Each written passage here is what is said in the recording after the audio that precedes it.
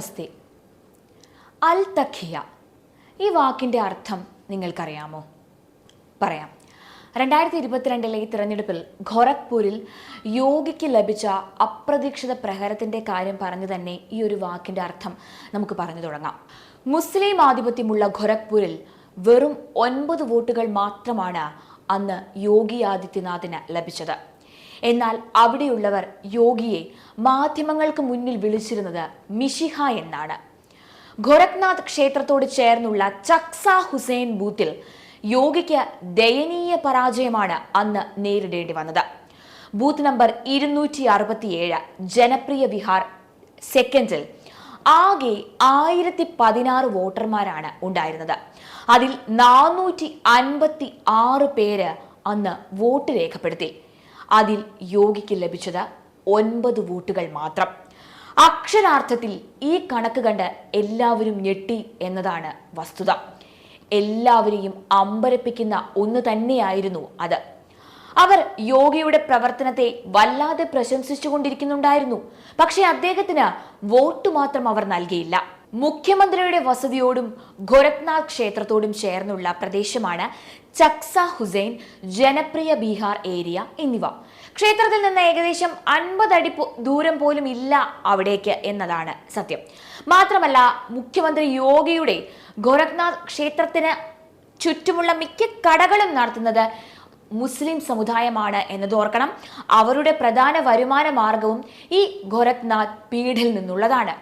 അതുമാത്രമല്ല, ഗോരഖ്നാഥ് ക്ഷേത്രത്തിന്റെ പല പ്രധാന സൃഷ്ടികളും മുസ്ലിം സമുദായത്തിലെ ജനങ്ങൾ നൽകിയിട്ടുണ്ട്.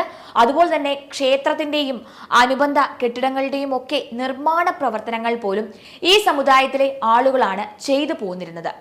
ഇവിടെ എടുത്തു പറയേണ്ടത്, ഗോരഖ്നാഥ് ക്ഷേത്രത്തിന് ചുറ്റുമുള്ള മുസ്ലിം ഭൂരിപക്ഷ പ്രദേശങ്ങളിൽ മാധ്യമങ്ങൾ എത്തുമ്പോൾ അവർ അവിടെ മുഖ്യമന്ത്രി യോഗിയെ വളരെയധികം പ്രശംസിക്കുകയും അദ്ദേഹത്തിന്റെ നല്ല പ്രവർത്തികളെ അക്കമിട്ട് നിർത്തുകയും ഒക്കെ ചെയ്തവരാണ് എന്നതാണ്.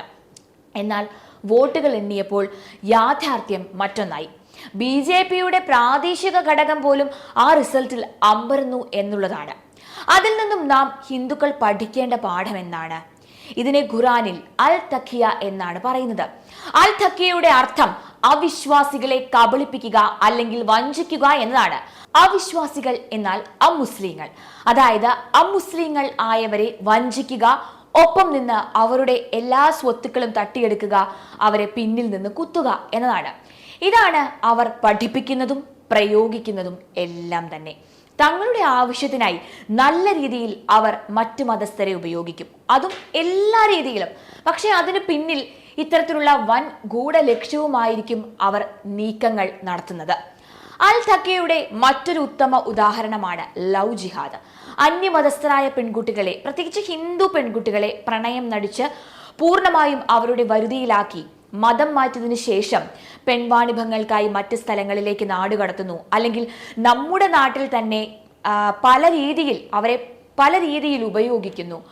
അങ്ങനെ ആ ഉപയോഗിച്ച ശേഷം ദയനീയമായി കൊന്നു തള്ളുക, അല്ലെങ്കിൽ പൂർണ്ണമായും അവരുടെ ജീവിതം നശിപ്പിക്കുക. പക്ഷേ നാം ഹിന്ദുക്കൾ എന്തെല്ലാം പഠിച്ചാലും കൊണ്ടാലും അതിൽ നിന്നൊന്നും പാഠം പഠിക്കുന്നില്ല എന്നതാണ് വസ്തുത. വീണ്ടും അൽ തഖിയകൾക്കും ലവ് ജിഹാദുകൾക്കും ഒക്കെ ഇരയാകുന്നു എന്നതാണ് സത്യം.